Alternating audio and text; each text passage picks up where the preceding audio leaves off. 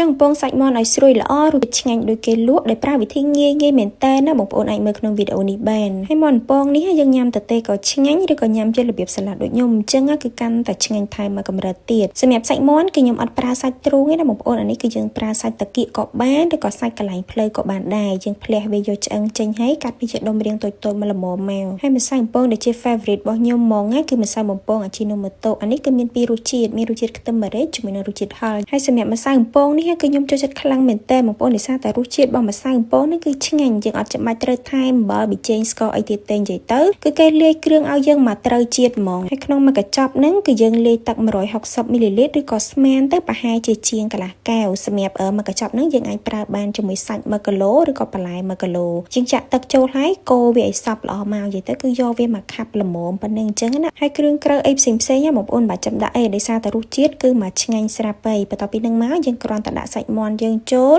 កូរច្របល់ឲ្យចូលជាតិសព្វល្អជាមួយនឹងម្សៅបំពងរបស់យើងតែប៉ុណ្្នឹងទៅគឺយើងអាចយកទៅបំពងបានហើយឬក៏មានវិធីមួយទៀតបងប្អូនចង់ឲ្យជាប់ម្សៅកាន់តែច្រើនណាយើងចាក់ម្សៅបំពងតតែហ្នឹងចាក់ដាក់ផ្សេងបាច់ចំលាយទឹកទេយើងយកសាច់មាន់ដែលយើងបានលាយជាមួយនឹងម្សៅមានទឹកមានអីហ្នឹងយកមកជ្រលក់ជាមួយម្សៅស្រស់នឹងម្ដងទៀតមកចាំយើងយកទៅបំពងធ្វើអញ្ចឹងទៅគឺជាប់ម្សៅកាន់តែច្រើនរបៀបដូចគេលក់អញ្ចឹងហើយសម្រាប់ការបំពងគឺយើងទុកប្រេងឆារៀងក្តៅសិនចាំយើងចាប់សាច់មាន់ដាក់ចូលមកហើយសម្រាប់ភ្លើងបងប្អូនកុំប្រើភ្លើងក្តៅពេកប្រើភ្លើងរៀងល្មមអានេះបើសិនជាក្តៅពេកគឺវាខ្លោចតែខាងក្រៅទេហើយខាងក្នុងគឺអត់ឆ្អិនល្អទេហើយសម្រាប់រយៈពេលវិញគឺខ្ញុំប្រើប្រហែលជាខ្ទង់10នាទីជាងអីហ្នឹងគឺក្រហមមកល្មមយើងអាចស្រង់យកទៅញ៉ាំបានហើយសម្រាប់ម្សៅបំពងនេះយើងមិនត្រឹមតែអាចបំពងបានជាមួយសាច់មាន់ធម្មតាទេនិយាយទៅយើងអាចបំពងភ្លៅមាន់ស្លាបមាន់បន្លែមឹកបកាអីហ្នឹងនិយាយទៅរបៀបធ្វើគឺដូចគ្នាទេបងប្អូនអត់មានអីពិបាកទេហើយបើថាទឹកជ្រលក់វិញគឺកាន់តែឆ្ងាញ់ហ្មងបងប្អូនអាជីម៉ាយ៉ូនេះជ្រលក់ជាមួយរបស់បំពងក៏បានឬក៏ញ៉ាំជាមួយរបៀបជាសាឡាត់គឺកាន់តែត្រូវនិយាយទៅទឹកម៉ាយ៉ូនេះអាជីម៉ាយ៉ូហ្នឹងគឺត្រូវមាត់របស់ខ្ញុំខ្លាំងមែនតើហ្មងយើងគ្រាន់តែបើកគម្របមកអាចយកមកញ៉ាំបានភ្លាមហ្មងឬក៏បងប្អូនចង់លាយជាមួយទឹកប៉េងប៉ោះថែមម្ទេសហុយម្ទេសស្រស់អីទៀតក៏បានដែរហើយទឹកជ្រលក់អាជីម៉ាយ៉ូហ្នឹងគឺមានពីរទំហំមាន